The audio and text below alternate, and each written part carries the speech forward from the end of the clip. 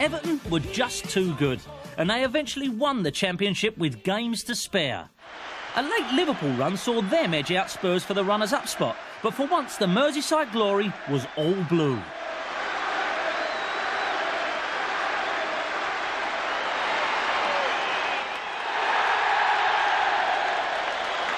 My only disappointment is it was a horrible trophy. They brought out this cylindrical monstrosity of a thing and presented it. I was sick. I wanted my pictures with this piece of silverware that I'd watched for 30 years, people winning. And we got this Art Nouveau piece of furniture. That's all I can describe it as. And I didn't want it. I wanted the silver thing.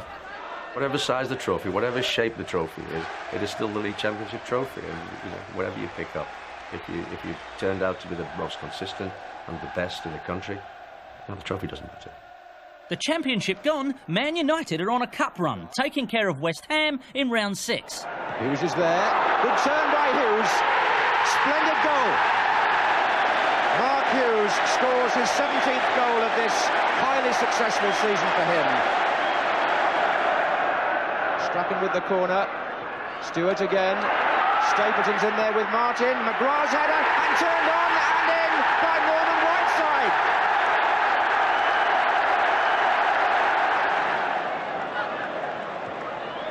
Whiteside coming in. He's got a chance here. Yes!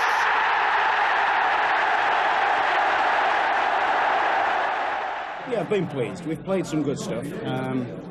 People have said to me, why did you lose the Championship? We didn't lose it, they won it. I mean, they've a record number of points. They've had certainly since the turn of the year, they've had a sensational run. So, all credit to them. But we've had a good year. We've played well. Everton, in fact, could pull off a treble, and they face Luton in the FA Cup semi-final at Villa Park. Harford's there. And here's Hill. Ricky Hill! Beautifully taken. And Luton deserved their lead. Is Sheedy going to curl one? He drove one. It's there! Sheedy! Everton have equalised. Howard Kendall and his team are off the hook again. Everton have another free kick. Sheedy curls it. Mountfield's there, and it's a goal! Derek Mountfield! And Everton, the holders, are in front for the first time. The second semi-final between Man United and Liverpool went to a replay at Main Road. Robson gets it back, and the gap was opened up. And that is truly magnificent.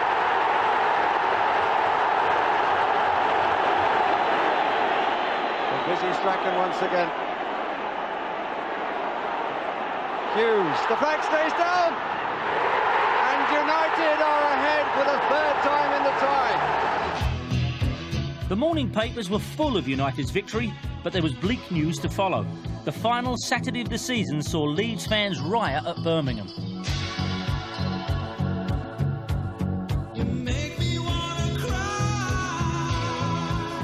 Advertising hoardings and seats were ripped up and used as missiles. I attend Division 1 football matches, London and other parts of the country, but I've never seen anything as bad as this. 96 policemen were injured, and rioting fans caused a wall to collapse, killing a young boy.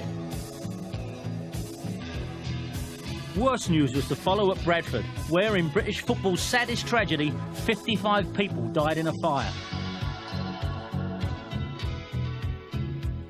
Our thoughts and our prayers need to go out to those who have suffered and those who mourn as a result of this tragedy, for there are many broken hearts in Bradford today. There was a double tragedy on Saturday, and we have to try to deal with both. The game, it is important it continues. After all, it used to be, it's a national game. It used to be our pride that we really were a nation of sportsmanlike people. Here we go, here we go, here we go. Everton's sensational season continued, and all eyes were on them and their supporters as they travelled to the European Cup Winners' Cup final in Rotterdam against Rapid Vienna.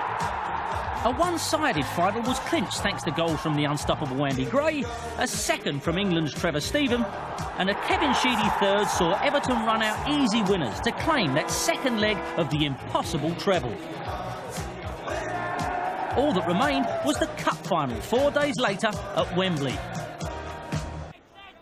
When a team gets to finals, I honestly believe that when you ask to play one in some part of Europe on the Wednesday night and then compete in the greatest club competition, cup competition in the world, 3 days later at home, is asking too much. I mean, I think it was a disgrace. We'd played the night before, you know, against Watford, and I remember saying, they were talking about being tired. I said, we've had a much harder game at Watford than you've had in Vienna against that lot.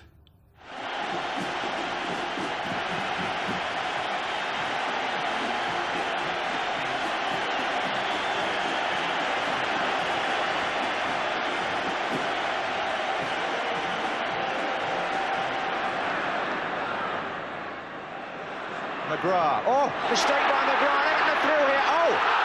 Well, Reid has been brought down by Kevin Moran. And that has to be a booking at the very least. Peter Reid has been brought down. Is he going to be sent off or not? It looks as though Peter Willis is going to send Kevin Moran off. It was the denying of the goal-scoring opportunity, and we could have a player sent off in the FA Cup final for the first time ever. We're faced with quite a long haul with 10 men, and Mick Brown again, my assistant, Mick's gone. We've got to hang on, you know, we've got to hang on and get them back for the replay on Thursday. And after about 5 minutes, I said, Mick, there's no point, you know, we don't need to hang on. We'll beat these. I said, what? I said, I'm telling you, we'll beat these. Even if it goes to extra time, we'll beat them. Gray. But still, Manchester United playing with great pluck and intelligence. Get the ball out, and they've made their own openings already in extra time. And this fellow Hughes is coming into it more and more. And here's Whiteside. Strachan is following up. Olsen on this side. That's all he's got. Whiteside shoots. It's there! Norman Whiteside has done it again. Embraced by his colleagues after putting Manchester United in front with a goal out of nothing. I remember looking up and seeing Neville holding on to his post, and I threw my leg over the ball and I thought Norman hit it, and I just banked it round, just came in nicely at the last minute and hit Neville's glove case to obviously give us the winner. And it was every schoolboy's dream to score the winning goal at Wembley, but to score against the best keeper in the world, Big Neville Southall, which he was in those days, was a great thrill. Manchester United have won the FA Cup for the second time in 3 years, and Everton's dream of taking an unprecedented treble is over.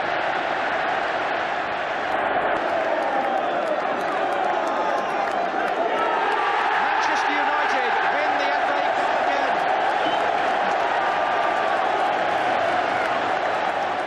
While United were celebrating their second cup win in 3 years, Liverpool fans were in Belgium looking for their 5th European Cup success in 9 years. A fitting send-off for Joe Fagan, who announced his intention to retire at the end of the season. So Liverpool v Juventus, and Belgian police were massed and ready for the worst.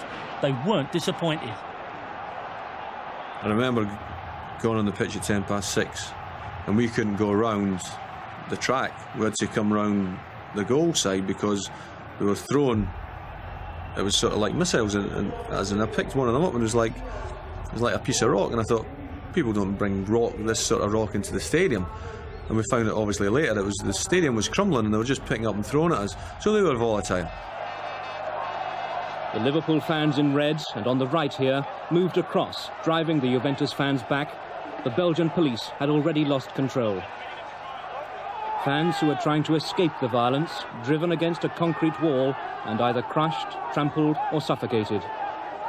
I was in the studios in London doing the game for the BBC, and there was a delay, and we were getting the pictures coming into the studio that weren't being transmitted out to the public, and this has been a bit of an accident, and we're seeing without any sound people being carried out covered, you know, their heads covered. So obviously we knew how desperate the situation was there. So I immediately went outside because the players and the staff said to me, go and find out how the wives and girlfriends were. So I went outside, went onto the running track, looked up, saw the girls, waved to them, said everything was all right. And then I saw a guy on a stretcher being taken away by ambulance men, obviously dead. Then from the terraces, these scenes, the scenes which began to tell the full dimension of what had happened. The bodies of football fans, bundled onto sections of metal fencing, their faces covered, life gone, being removed to the mortuary. At the end of that shocking night in Belgium, 39 supporters were dead. Joe had ended the season a broken man after high school. I'll never forget, on the tarmac back at Speke Airport, he just broke down. He'd taken so much and he broke down with, you know, thinking, well, this is the way it's ended for me. And we all felt that way. You know, possibly in any other season, Everton's mad, glorious treble bid would have been the talk of the game. But in this season, it was always going to take second place to events off the field. All of a sudden, Bill Shankly's little joke about football being more important than life and death was sounding very hollow indeed. And from then on, British football supporters and British football grounds were never going to be the same again. Here we go, here we go, here we go. Everton is the best we all know.